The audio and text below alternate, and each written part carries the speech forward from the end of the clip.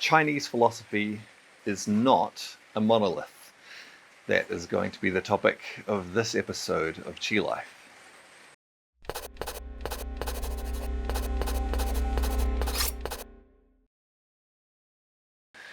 Alright, so to begin with, if you don't know what a monolith is, think of a big stone pillar that is sitting by itself. That's basically a literal monolith. It's very hard, it doesn't change much, it's easy to define, and it's all by itself. There's no other ones around, there's no options, there's this one monolith. You know exactly what it is, where it is, what it looks like, how high it is, that sort of thing. So that's a literal monolith. When we apply this same term, more figuratively to other things, we're saying that something has those same qualities. It's by itself, there's no other options, it's very clearly defined, it doesn't change, and so on. So, as I said, Chinese philosophy is not a monolith. There are a lot of people who think it is, though. And essentially, this just comes from a lack of depth of understanding. And that is quite natural for someone who's very new to looking at Chinese philosophy, because it's strange and exotic, and there's so many things you don't understand yet, and you're taking in just the very surface of some information, and probably just from one source, or maybe from a couple of very related, similar sources, and so they just tell you the same things. And those people giving you the information may have, possibly as trying to do a favor to you, or possibly for other reasons, may have oversimplified things down to just say, well, this is what it is, it's just this, right? And again, that might be because they're trying to make it simple for you to take in information without getting distracted by too many different things. Or sometimes it can be to essentially manipulate and say that my point of view is the only point of view, that sort of thing as well. That's probably less common. It's generally more just as a way to try to make the information digestible. And that kind of oversimplification is understandable up to a point, and having that kind of point of view of, Chinese philosophy is this, very clearly defined as opposed to something else, is, understandable up to a point. However, then people sometimes continue to carry that point of view for much longer than is useful, and it starts to act as an obstacle to their understanding, because they think they already know, and it's very clearly defined, and they don't realize there's all this nuance and texture and actually different schools of thought about different things, which would develop their own understanding much better.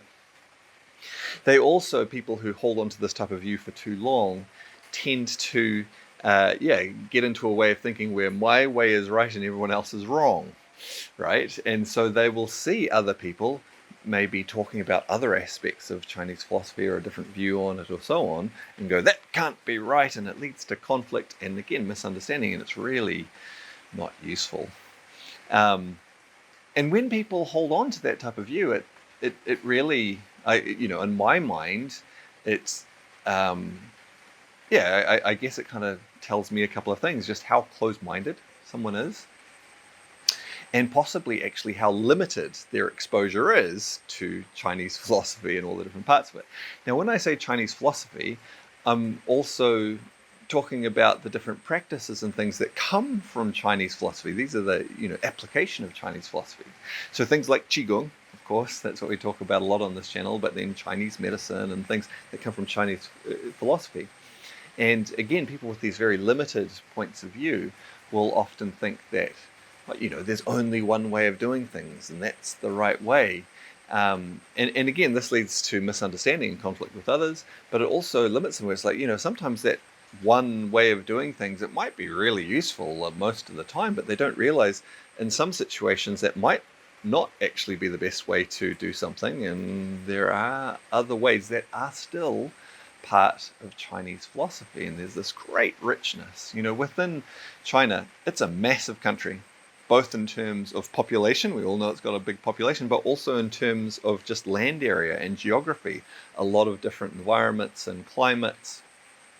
And because of this, things have been shaped in different ways, and lots of different methods and approaches have come up, and lots of different diversity of thought from so many people. Now, in recent years, there has perhaps been less evident diversity of thought.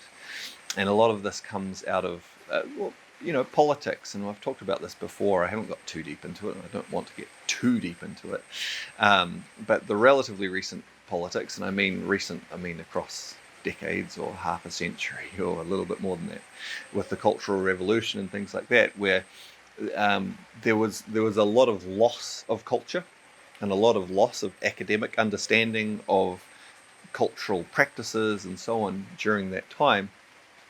And then afterwards there was this efforts of reconstruction, of trying to bring things back together from what was left. And as part of that, there was creation of like standardized version of things. But that came from this broad base of great diversity of many different things. And there was this effort to create something standard. And so within that, there can be a tendency to go, well, this is the official one. It's like, yeah, but there's all this diversity. And diversity is a strength. It's like biodiversity. If all you have is one type of genetic strain of a crop, which happens a lot in industrial farming, they choose that one strain because it's really efficient at something, for some purpose, and like we can get great yields and, that sort of thing. But there will often come a point where that one strain runs into some issue that it's not equipped to deal with. And then you can get mass die-off of the whole crop. Whereas when there's a variety of different genetic strains, it's like, some problem comes up and it causes a problem for just one strain, and everything else is still there. And so you've got all these other options, and having the diversity, it really gives you that. It gives you that strength. Within China, and again, more difficult in the relatively recent period of time where, there has been this tendency towards standardization. But even with that, people in China, and the main ones I'm referring to is the senior Qigong practitioners, Chinese medicine practitioners, academics, and so on, they recognize there's that diversity. They have to, because it's a reality. And often they will recognize, hey, there's this one view of things within the philosophy, and then there's this completely different view, very contrasting. And then maybe there's another one. There might be a whole lot of different contrasting views, and also within practices. Within Chinese medicine, there's this one approach to treatment, and then there's this very different approach to treatment, and then there's this other one. So different sometimes that they can even seem contradictory. Anyone who has a broad view of that recognizes, hey, there's all these different things, as occurs in other, like not just in China, but anywhere where there's a lot of people thinking about the same thing and investigating it. You come up with different points of view, or you do if it's a healthy academic environment or investigative environment. You have these different points of view, and they compete with each other to see which ones are most useful. And that's very much the case within China, even after all this process of standardization. And again, it's generally quite well accepted by these people. And I think part of this is that within China, of course, it's natural to them. They're not making it something exotic. They don't need to oversimplify it down. It's their own culture. And so it's natural to see different point of views. Where someone is an outsider coming in, it's so exotic. It's like, to understand this, I need to bring it down to one thing. So they're not suffering from that at all. I think within our own cultures and societies, if we're not Chinese, it's easier for us to see different points of view and realize there's more than one. Even if there's one that we agree with much more strongly, we do recognize there's more points of view. Same within China, they're not suffering from that. There's another thing also within Chinese culture that is, well, in my experience, actually I wouldn't say entirely unique, but different in Chinese culture compared to a lot of other cultures, where they have this great ability to actually recognize two different points of view, two different aspects of philosophy or whatever it is. Again, that can be so different from each other that they may even seem contradictory, and dig down deeper and accept that both can be true at the same time.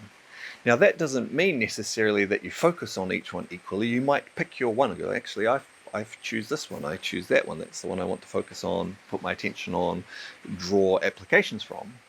But they can kind of sit back and go like, yeah, actually this can be true, that can be true, from having that greater, broader perspective of how things fit together.